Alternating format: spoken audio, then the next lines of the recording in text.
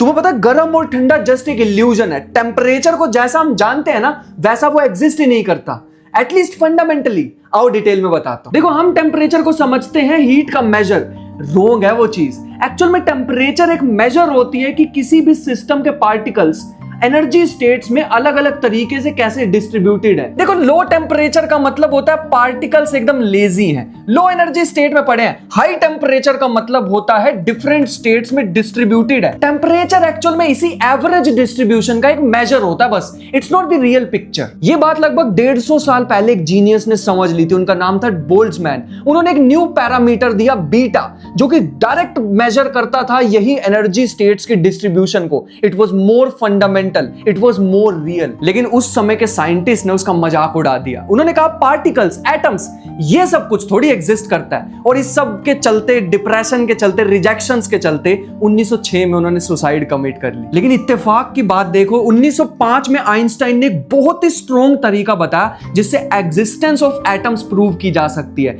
लेकिन वो जो पुराने साइंटिस्ट थे, वो जो अगेंस्ट थे बोल्ट्जमैन के, वो इस पे बिलीव नहीं करते थे। 1905 से 1908 से 9 लगभग इतना समय लग गया उसको एक्चुअली प्रैक्टिकली प्रूव करते करते। लेकिन ये भाई साहब अपनी जान ले चुके थे। तो अगली बार कभी भी तुम चाय को छूकर कहो कि ये गर्म है, तो एक बार बोल्ट्जमैन को याद कर लेना। तुम किसी आग को नहीं छू रहे, तुम उसमें प्रेजेंट पार्टिकल्स की रैंडमनेस को, कैओस को फील कर पा रहे हो। और तुम इस कैओस को एक नंबर से मेजर कर पा रहे हो, क्योंकि एक आदमी ने वो बताने के लिए, यूनिवर्स के डीपेस्ट लेवल पे उसकी खूबसूरती को दर्शाने के लिए अपनी जान दे दी।